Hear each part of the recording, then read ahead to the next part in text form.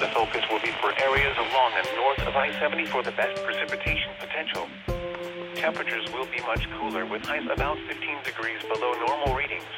And now the extended outlook for the period Thursday through Tuesday. Scattered showers and storms will occur Thursday and Friday, favoring the central and southern high terrain with drier air pushing into the northwestern portion of the forecast area. Rough night, rough morning.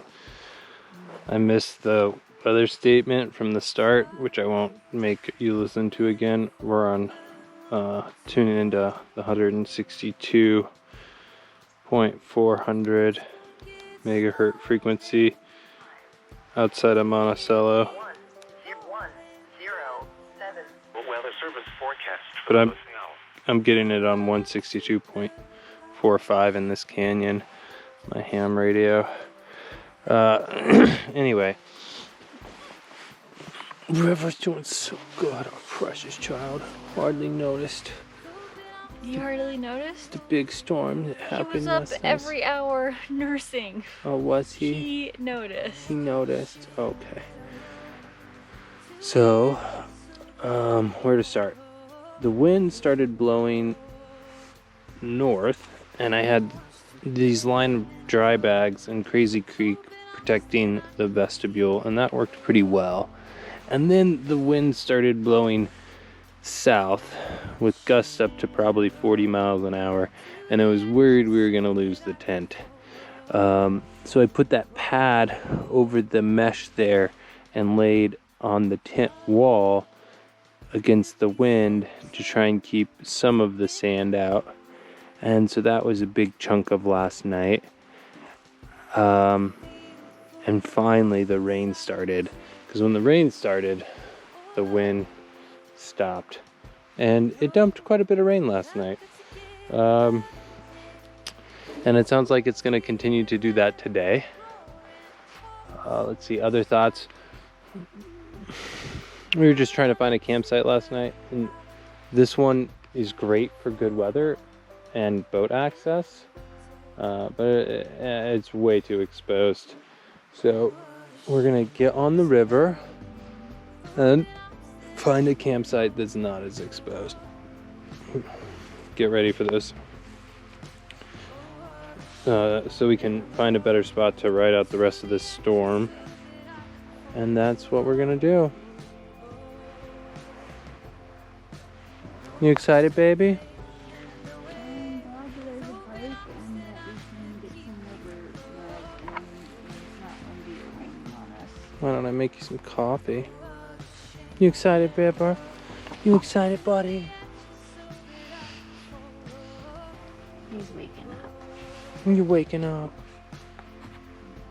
You have a long night. The wind kept startling and waking him up, and then he went to nurse. That was our night. It's alright, buddy. It was your first night in a gusty Pacific storm coming down from the Great Basin Desert. Fortunately, this older tent didn't rip apart into shreds. I'll be ready if it does tonight, but I'm gonna find us a better location out of the wind. Much more protected, okay, buddy? Alright. With temperatures forecasted to be 15 degrees below normal, we decided to make sure River was safe by putting him in this REI fleece onesie. You excited, Mom? I think that it's a funny experiment. He's a warm guy, so I don't know how long he'll need this, but it clearly gives him space to wiggle, and unlike a blanket, it won't fall off. So for that, I like it. So you were saying it feels like we survived a war? Yeah. And then we passed that campsite, and like, it's just any other morning for them. I think everybody who slept in this canyon last night had a rough night, unless they were super tucked away. Anybody who slept on the river corridor. It's true. It's just easy to look at them, and I mean, right now we look calm. We look pretty calm too, but Yeah. it was not easy. Desert is a fickle mistress. But yeah, it's just kind of amazing how stormy it was last night with wind and rain and how calm it is right now. Thankfully. The high is that our baby's in this fleece onesie and looks so precious. The high is this clear, calm morning. The mornings are just so good. It feels like we're stealing miles. They're so easy.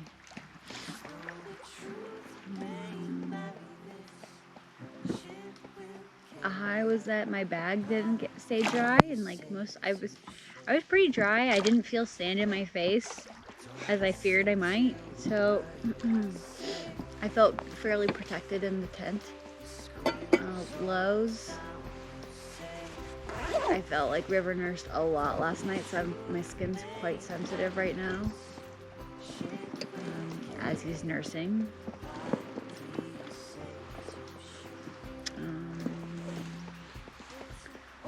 I guess a high also would be that, you know, River doesn't know enough to be nervous or scared by the storm, but it did startle him a lot, I think, and kept him awake because it was loud, but it wasn't like a constant loud, like a white noise machine, which could help him sleep. It would be quiet and then suddenly loud, and so I think his sleep was really disrupted, just like mine was. So that was hard for us as a family.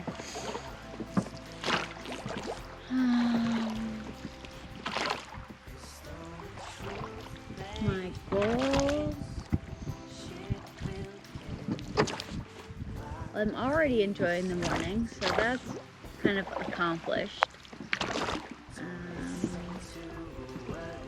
I think we did better with sun protection, so I feel like that goal is being achieved. I guess just taking it hour by hour, just letting the desert do its thing, and we adjust accordingly. So yeah, kind of getting into the Glen Canyon supergroup here with the Navajo and the Kayenta. You know, it does feel a little bit like the flat water in the Grand Canyon, and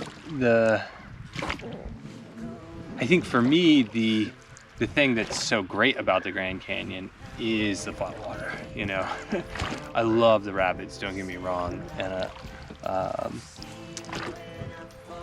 and yet they're just this element that you have to like gain a skill set or pay a guide to get you through, so that you can experience, you know, all that gorgeous flat water, passing through all the layers.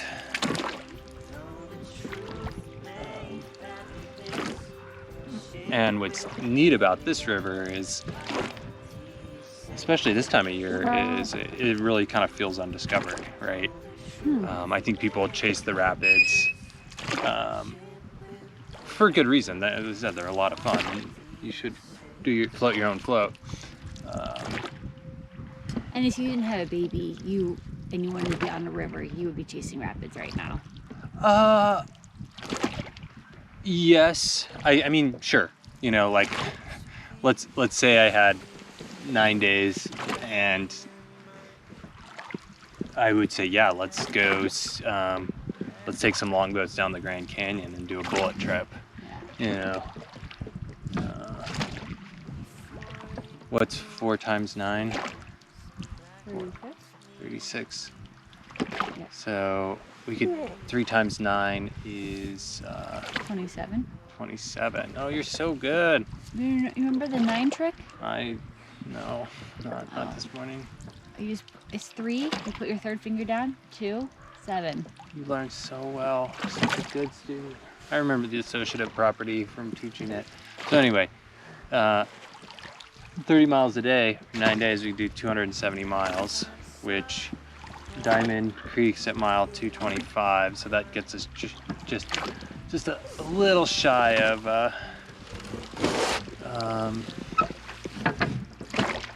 This blackbird's following us. yeah, it is. It's hungry. Why can't I remember the name of the takeout? Pierce Ferry? Pierce Ferry, there you go. But really, we'd have 2 days of travel, so 40 miles a day might be a better option. Oh, there's the canoe. a canoe. 2 canoes.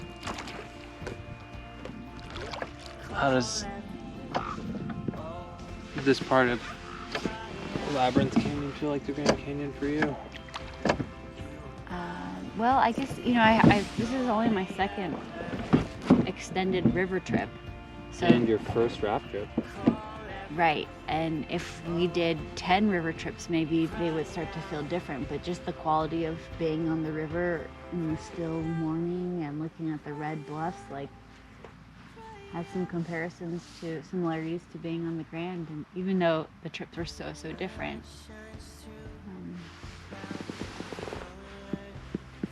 just taking in the scenery from drifting water, pretty wonderful. Yeah. How do you think so you started, as a kayak self-support person. Mm-hmm. How do you think the raft support compares to the kayak self-support? Well, a similarity is it's still just you, me, and River, who's kind of just our tag along right now. So I still feel like we're quite nimble, which was the huge advantage of being self-support kayak. So even though we're in something that's like much bigger and can be a slower trip, like sure, moving on the river, it's slower than kayaking, but like getting up and having a quick morning to get up on river is very similar to kayaking.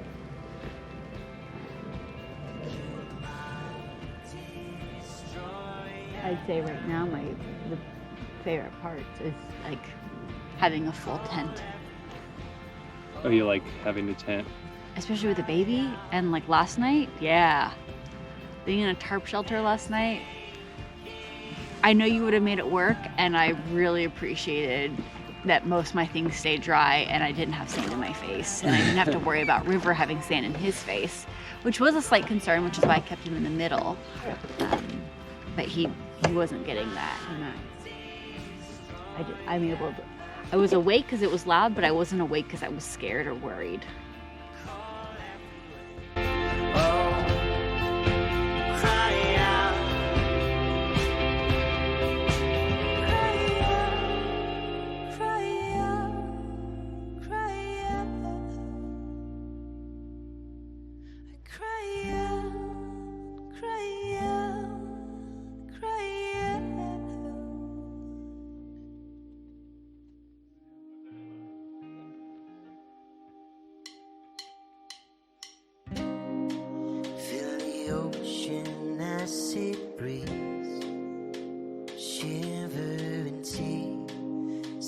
Mountains where they meet, smothered